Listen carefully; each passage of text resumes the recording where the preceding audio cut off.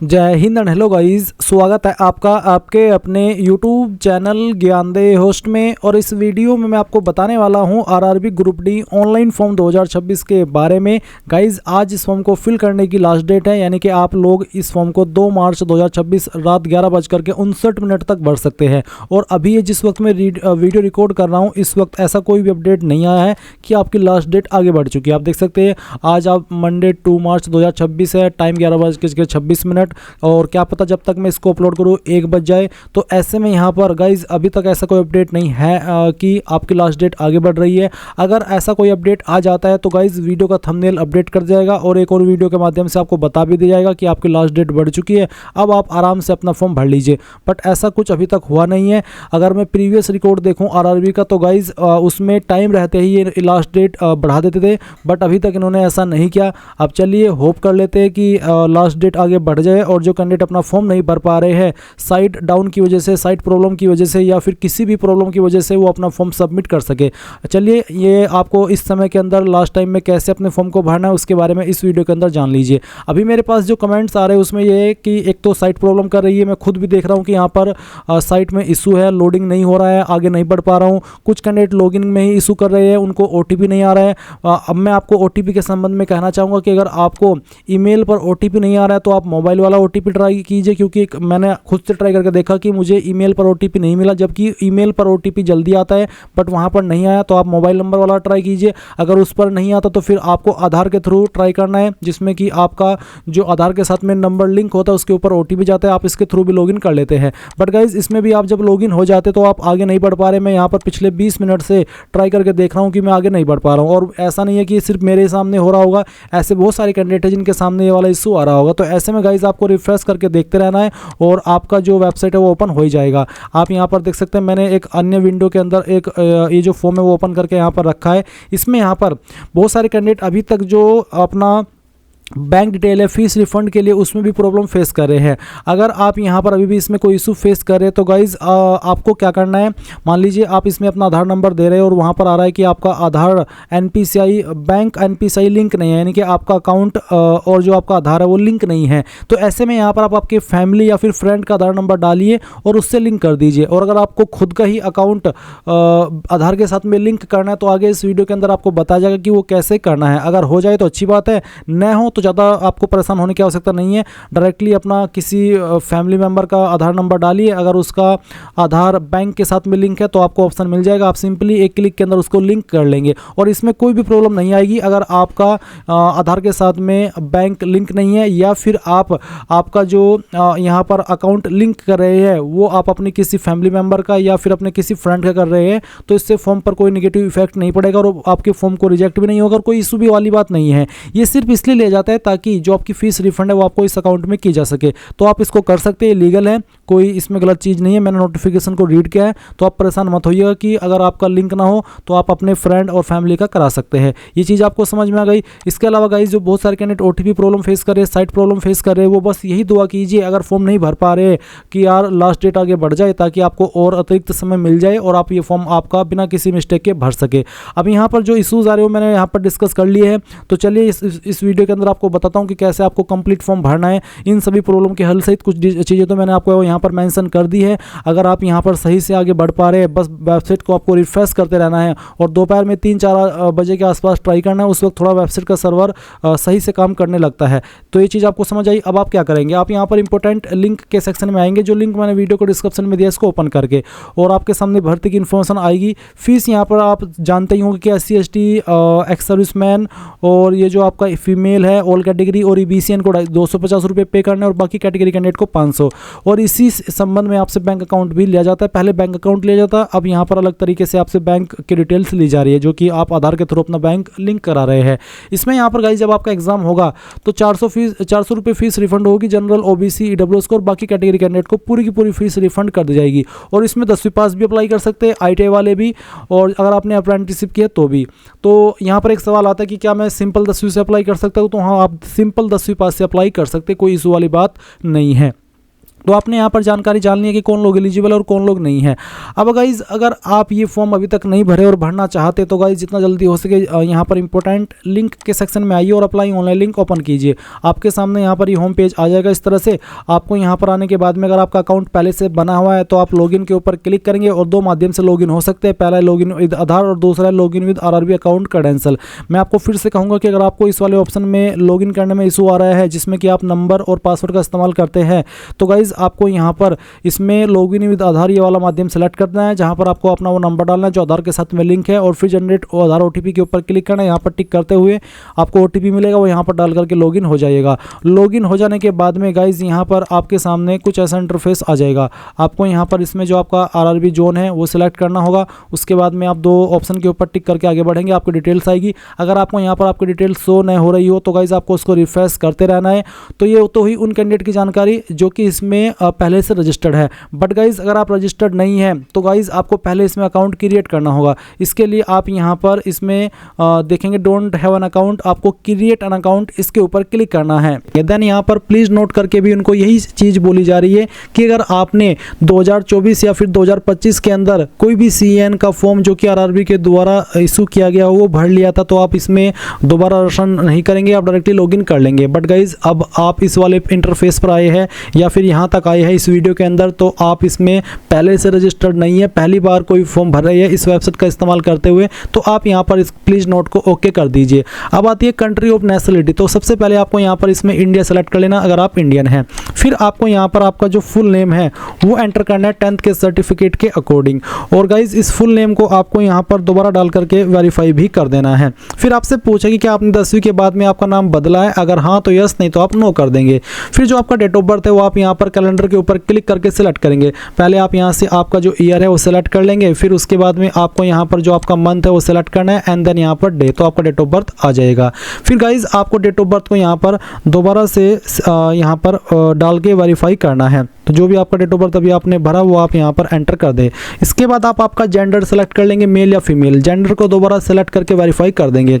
Same way में आप यहाँ पर आपका जो फादर नेम है वो एंटर करेंगे। ये भी आपको 10th के सर्टिफिकेट के अकॉर्डिंग फिल करना है। तो फादर नेम को आपको यहाँ पर दोबारा डाल करके वेरीफाई कर देना है। इसके बाद आप यहाँ पर आपकी माताजी का नाम एंटर करेंगे, माताजी के नाम को दोबारा डाल करके वेरीफाई कर देंगे। फिर आती कॉन्टैक्ट डिटेल। यहाँ पर आप आपकी ईमेल एड्रेस डालेंगे जो कि आप रजिस्टर करना चाहते हैं और फिर जनरेट ईमेल ओटीपी के ऊपर क्लिक करेंगे। आपकी इस ईमेल के ऊपर एक ओटीपी सेंड किया जाएगा जो कि आप यहाँ पर डाल करके वेरीफाई कर देंगे। सेम वे में आप आपका मोबाइल नंबर डालेंगे और जनरेट मोबाइल ओटीपी इसके ऊपर क्लिक करके इसको भी वेरीफाई कर देंगे। अब आपके पास तीन ऑप्शन नीचे यहाँ पर है, एक है वेरिफिकेशन थ्रू डिजिलॉकर और दूसरा है वेरिफिकेशन थ्रू आधार कार्ड या फिर I do not have Aadhaar card. तो अगर आप डिजिलॉकर के माध्यम से वेरिफिकेशन करना चाहते तो आपको वेरिफिकेशन थ्रू डिजिलॉकर इसके ऊपर क्लिक करना होगा। आपको डिजिलॉकर की वेबसाइट के ऊपर ट्रांसफर किया जाएगा। अगर आपका डिजिलॉकर की वेबसाइट के ऊपर पहले से अकाउंट बना हुआ है तो आप डायरेक्टली लॉगिन करके अपनी परमिशंस अलाउ कर देंगे और जो आपकी डिटेल्स हैं जो भी आपने वहां पर डिजिलॉकर के ऊपर डॉक्यूमेंट्स अपलोड किए वो यहाँ पर सभी फैच कर ले जाएंगे। और अगर आप आधार कार्ड के थ्रू इसमें वेरिफिकेशन कराना चाहते तो आप इसके ऊपर क्लिक करेंगे, देन आपको आधार की वेबसाइट के ऊपर ट्रांसफर किया जाएगा। वो कैसे आप देख लीजिए, नीचे यहाँ पर आपसे आपका आधार नंबर मांगा है। जैसे आप आपका आधार नंबर डालेंगे, जनरेट आधार ओटीपी के ऊपर क्लिक करेंगे तो गाइज यहाँ पर एक ओटीपी आपको सेंड किया जाएगा। वो ओटीपी डालेंगे और वेरीफाई के ऊपर क्लिक करके उसको वेरीफाई कर देंगे। इसके बाद आप यहाँ पर टिक करेंगे, फिर आप एक पासवर्ड क्रिएट करेंगे।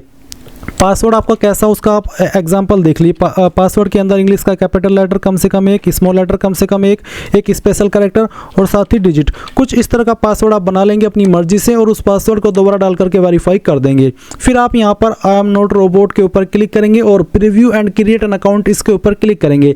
इसके ऊपर क्लिक करने के बाद जो भी जानकारी आपने शुरू से लेकर अभी तक भरी है वो सभी आपके सामने आएगी। अच्छे से जानकारी एक एक करके चेक कर लेना, क्योंकि ये वो सब जानकारी है जो कि करेक्शन के टाइम भी आप एडिट नहीं कर पाएंगे, इसलिए सभी जानकारी अच्छे से चेक करनी है, टाइम लगा करके एक एक स्पेलिंग, ताकि आपको पूरी तरीके से श्योरिटी हो जाए कि यहाँ सभी इन्फॉर्मेशन सही है। और जब आपकी इन्फॉर्मेशन बिल्कुल करेक्ट हो तब आप यहाँ पर इसको सबमिट कर देना।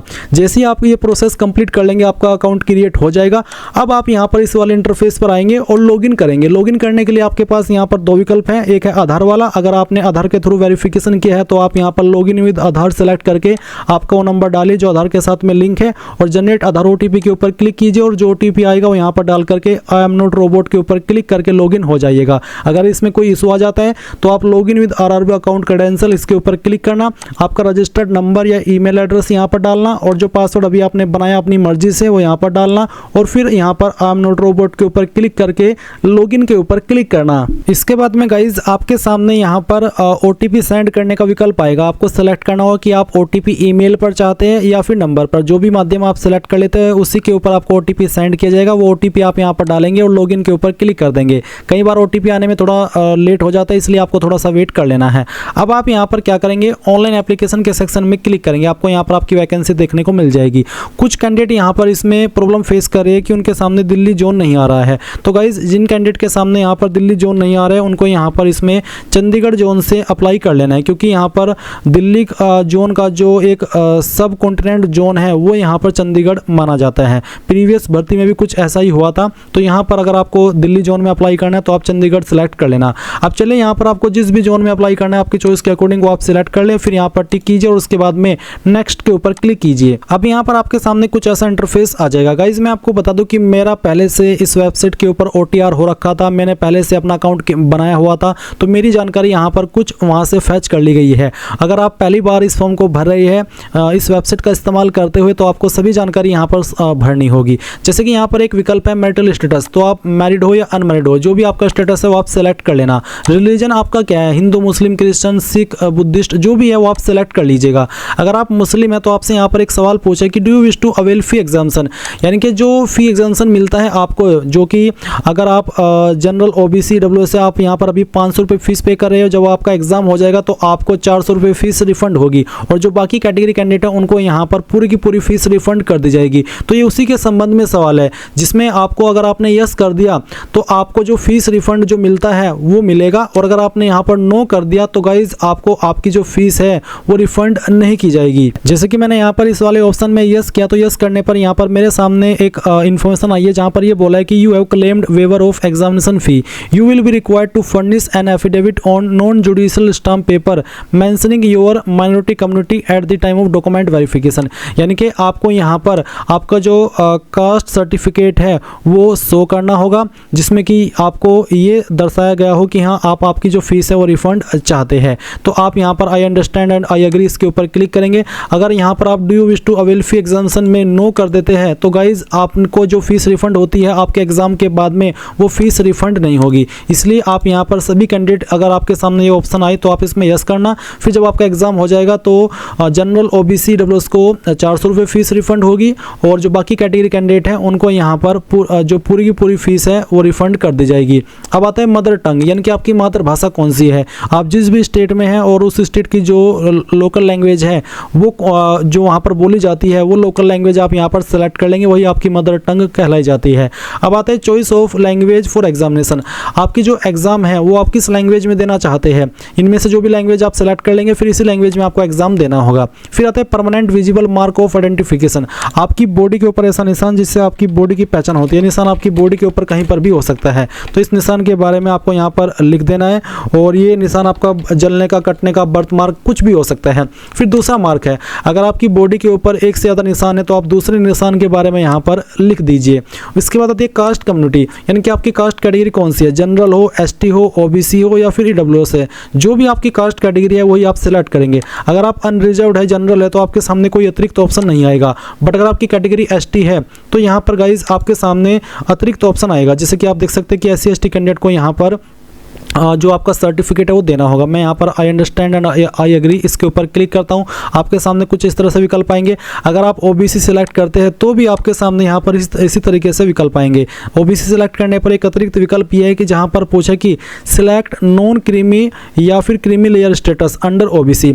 अगर आप OBC क्रीमी लेयर है तो आपको जनरल के रूप में कंसिडर किया जाएगा, और अगर आप नॉन क्रीमी लेयर OBC तो फिर आपको जो रिजर्वेशन के फ़ायदे हैं वो यहाँ पर मिलेंगे।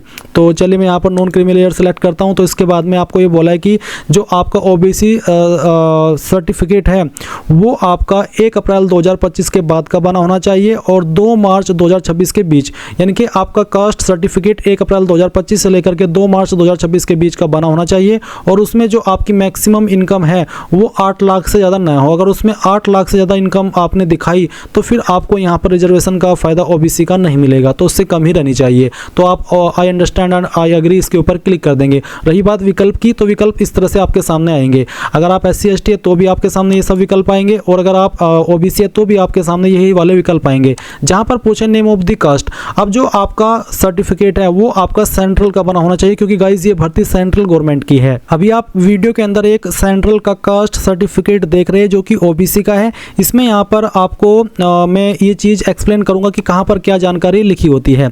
तो इसमें गाइज अभी सबसे पहले आपसे पूछिए इसमें नेम ऑफ द कास्ट, तो कास्ट इसमें कहाँ पर मेंशन होती है। तो इसमें यहाँ पर आप देख सकते हैं इस कैंडिडेट की जो कास्ट है वो यहाँ पर लिखा गया है तेली कम्युनिटी। आप देख सकते हैं Uttar Pradesh state belongs to the Teli community, यानी कि यहाँ पर जो आपका लिखा होगा कास्ट वो कास्ट आपको यहाँ पर इसमें नेम ऑफ द कास्ट में लिख देना है इस तरह से। उसके बाद में पूछा है कम्युनिटी सर्टिफिकेट नंबर, तो कम्युनिटी सर्टिफिकेट नंबर क्या है आप यहाँ पर देख सकते हैं इसमें आवेदन क्रमांक है और प्रमाण पत्र क्रमांक है। तो गाइज जो आपका प्रमाण पत्र क्रमांक है यही आपका सर्टिफिकेट नंबर कहलाया जाता है। तो आप यहाँ पर इसमें सर्टिफिकेट नंबर में जो आपके सर्टिफिकेट में लिखा है प्रमाण पत्र क्रमांक वो लिख देंगे। उसके बाद आते हैं कम्युनिटी सर्टिफिकेट इश्यूइंग अथॉरिटी, कौन सी अथॉरिटी ने इसको जारी किया। यहाँ पर काफ़ी सारी पोस्ट दी गई है। अब ये कैसे पता चलेगा कि मेरा सर्टिफिकेट कौन से पोस्ट के अधिकारी ने जारी किया है। आप यहाँ पर सक्षम अपने इस सर्टिफिकेट में आइए और देखिए यहाँ पर सक्षम अधिकारी के बाद में कौन सी पोस्ट को लिखा गया है। जैसे कि ये सर्टिफिकेट इस कैंडिडेट का तहसीलदार के द्वारा जारी हुआ है। ऐसा नहीं है कि आपका सर्टिफिकेट भी तहसीलदार के द्वारा ही जारी हो, ये अलग अलग पोस्ट के अधिकारी द्वारा जारी होता है। तो आपको देखना है यहाँ पर सक्षम अधिकारी के बाद में कौन सी पोस्ट लिखी है। जो भी पोस्ट लिखी है अगर वो हिंदी में लिखी है तो आप उसको इंग्लिश में ट्रांसलेट कर लेना, और अगर आप समझ पा रहे हैं कि हाँ ये इस पोस्ट के अधिकारी ने जारी किया तो अच्छी बात है। जैसे कि यहाँ पर तहसीलदार लिखी है, अब मैं यहाँ पर आता हूँ और इसमें मैं तहसीलदार सेलेक्ट कर लेता हूँ। अब आता है कौन सी स्टेट के द्वारा जारी हुआ है, तो ये सर्टिफिकेट जारी हुआ है उत्तर प्रदेश के द्वारा। तो चलिए मैं यहाँ पर इसमें उत्तर प्रदेश सेलेक्ट कर लेता हूँ। अब आते हैं कि कौन सी डेट में जारी हुआ है, तो ये सर्टिफिकेट जारी हुआ है 15 फरवरी 2025। बट गाइज ध्यान दीजिए कि जो ओबीसी का कास्ट सर्टिफिकेट है वो आपका 1 अप्रैल 2025 के बाद का बना होना चाहिए, यानी कि इस कैंडिडेट का ये सर्टिफिकेट वैलिड नहीं है क्योंकि इसमें ये पहले का बना हुआ है। तो आपको न्यू बनवा लेना है अगर आपकी डेट पुरानी है। चलिए मैं यहाँ पर ये सेलेक्ट कर लेता हूँ। इसके बाद गाइज आप यहाँ पर नीचे की तरफ आएंगे और आपकी जो एड्रेस की इन्फॉर्मेशन है वो देंगे। तो इसमें यहाँ पर आपको पहले आपका प्रेजेंट एड्रेस फिल करना है, जैसे कि आपकी स्टेट सेलेक्ट कर लेनी है, आपकी डिस्ट्रिक्ट सेलेक्ट कर लेनी है, एड्रेस क्या है वो कंप्लीट आपको एड्रेस के सेक्शन में डाल देना है। आपका नियरेस्ट सिटी या फिर मेजर टाउन कौन सा है वो आप यहाँ पर भर देंगे और अपना पिन कोड भी डाल देंगे। नीचे एक लाइन है कि tick if permanent address is same as present address, यानी कि अगर आपका परमानेंट एड्रेस और प्रेजेंट एड्रेस सेम है तो आप इस बॉक्स को टिक कर देना, अगर अलग है तो अनटिक करके अलग से इस तरफ अपना परमानेंट एड्रेस फिल कर लेना। बट मेरा सेम है तो मैंने इसको टिक कर दिया। इसके बाद आप पहले इस जानकारी को सेव कर देंगे और फिर नेक्स्ट के ऊपर क्लिक करेंगे। इसके बाद आपके सामने यहाँ पर डिक्लेरेशन आएगा जहां पर बोला है कि I hereby consent that my refund may be credited to the bank account linked with my mentioned Aadhaar number. ये जो इसमें एक इस तरह का एक विकल्प आ रहा है या कह लीजिए कि ऑप्शन आ रहा है, ये पहले नहीं आ रहा था जब आपके आरआरबी ग्रुप डी के ये फॉर्म स्टार्ट हुए थे। ये बाद में चेंजेस किया गया है जिसमें कि यहाँ पर आपको बेसिकली ये कहा जा रहा है या फिर कह लीजिए कि मैं अपना कॉन्सेंट दे रहा हूँ कि जो मुझे रिफंड मिलेगा, जो कि मैंने वीडियो की शुरुआत में आपको बताया था कि SC ST कैंडिडेट को जो 250 रुपये फीस पे करनी होती है पूरी पूरी रिफंड की जाएगी जब उनका CBT हो जाएगा, यानी कि उनका एग्जाम हो जाएगा, चाहे वो पास करे चाहे फेल करे। और जो बाकी कैटेगरी कैंडिडेट 500 रुपये फ़ी पे कर रहे हैं उनको 400 रुपये फीस रिफंड होगी। तो ये उसी के संबंध में जहाँ पर ये कहा जा रहा है कि मैं अपना कंसेंट दे रहा हूँ कि मुझे जो मेरा रिफंड है फीस का वो मेरे उस बैंक अकाउंट के अंदर दिया जाएगा जो कि मेरा आधार नंबर के साथ में लिंक है। क्योंकि आप जब अपना कोई बैंक अकाउंट ओपन कराते तो उसमें आपको अपना आधार नंबर लिंक कराना होता है। तो यहाँ पर यही है कि मैंने अपना जो बैंक अकाउंट है जो आधार नंबर के साथ में लिंक करा रखा है उसके अंदर मुझे अपना रिफंड चाहिए और मैं उसके लिए कंसेंट दे रहा हूँ। तो आप आई अंडरस्टैंड एंड अग्री इसके ऊपर क्लिक करेंगे। तो ये चीज़ आपको समझ में आ गई। अगर आपका बैंक के साथ में आधार नंबर लिंक नहीं है तो गाइस इसको लिंक करा लीजिए क्योंकि उसी में फिर आपको रिफंड आएगा। अब आप यहाँ पर देखेंगे कैटेगरी डिटेल, इसमें यहाँ पर आपसे पूछा कि क्या आप एक्स सर्विसमैन है, अगर है तो यस, नहीं तो आपको नो करना है।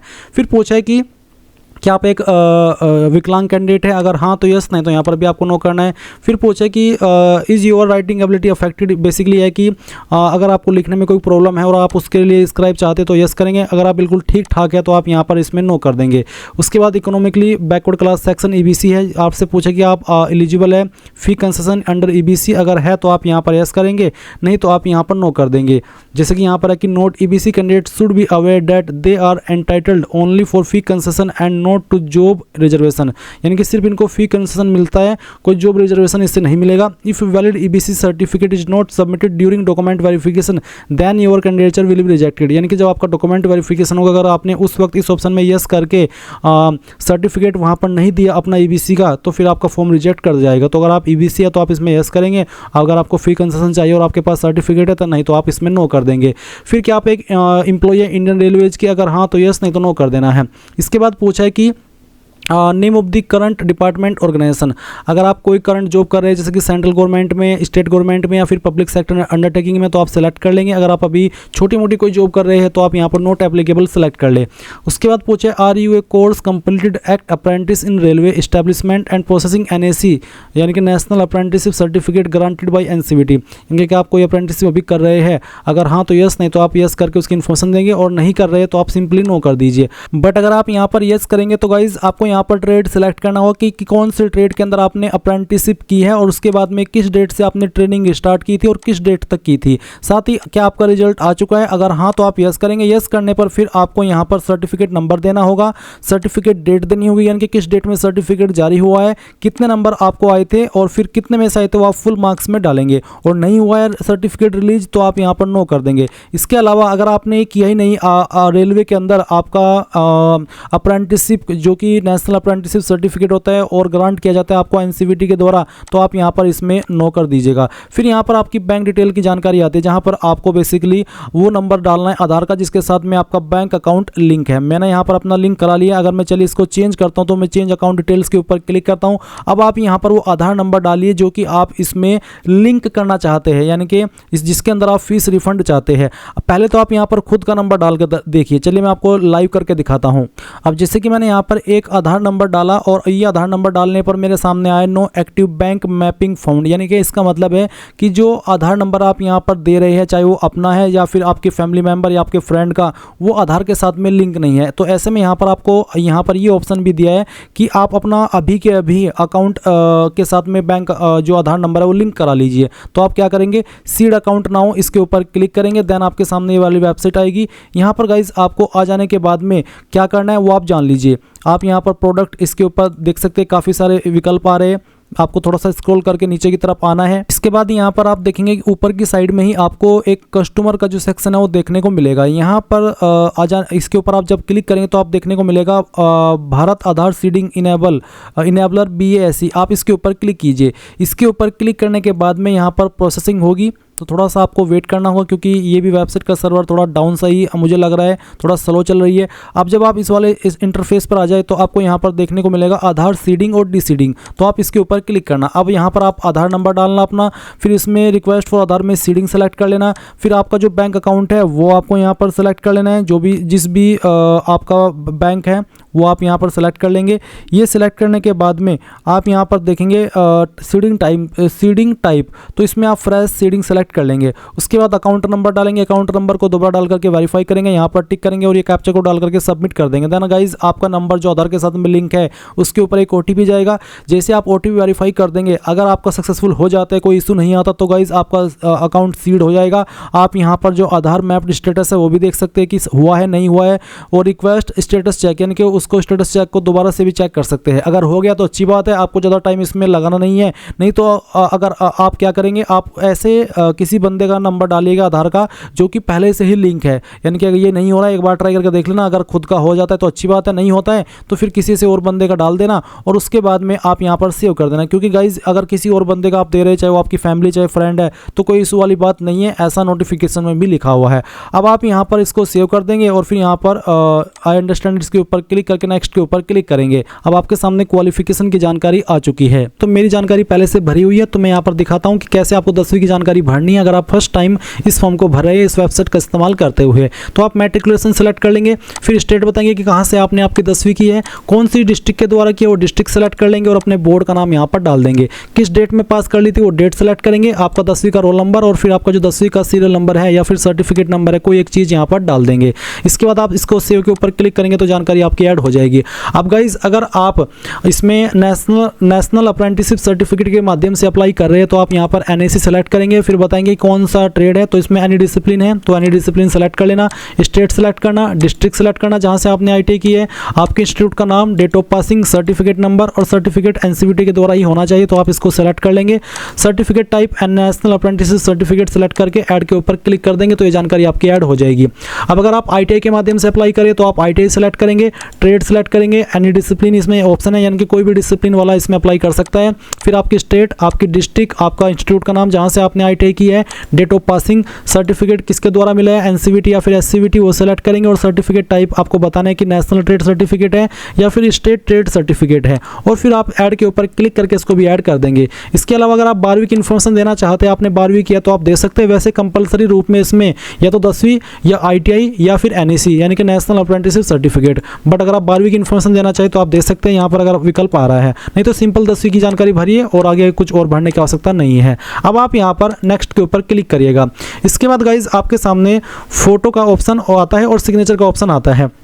आपके फ़ोटो का साइज कितना होना चाहिए यहाँ पर दिया 30 से 49 KB के बीच में, और आपका जो फोटो है किस तरह का रिजेक्ट होगा वो आप देख लीजिए और किस तरह का एक्सेप्ट होगा वो भी यहाँ पर आपको दिया गया है। तो आप आपका पहले फ़ोटो अपलोड करेंगे, आप फ़ोटो मोबाइल से भी अपलोड कर सकते हैं।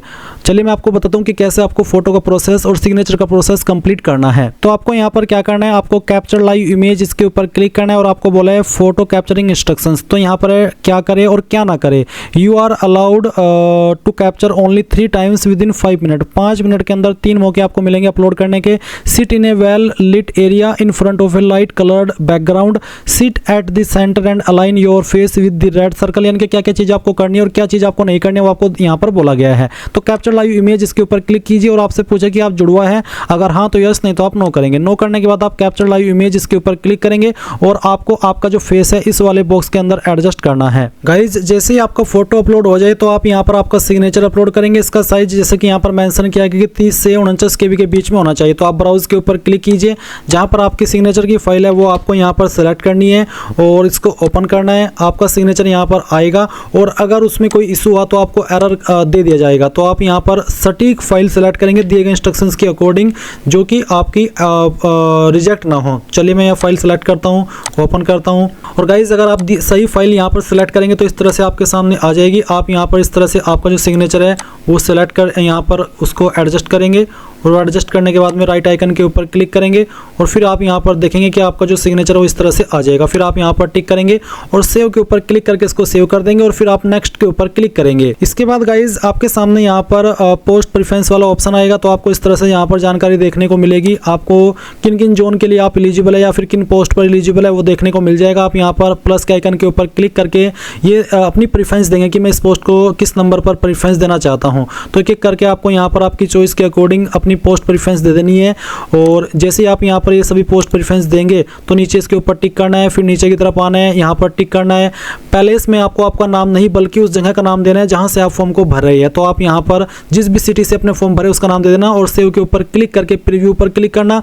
इसके बाद आपने जो भी जानकारी आप भरी है वो सभी आपके सामने आएगी। सभी जानकारी जब आप चेक कर ले और पूरी तरीके से श्योर हो जाए कि यहाँ सभी जानकारी सही है तो आप यहाँ पर टिक करके सबमिट के ऊपर क्लिक करेंगे। देन गाइज आपको पेमेंट के पेज पर ट्रांसफर किया जाएगा और जब आप आपकी फीस जमा कर देंगे उसके बाद ही आपका जो फॉर्म है वो फाइनल सबमिट माना जाएगा। तो इस तरह से गाइज आप लोग railway RRB group D online form 2026 भर पाएंगे। आई होप ये प्रोसेस आपको पसंद आया होगा। So thanks for watching. जय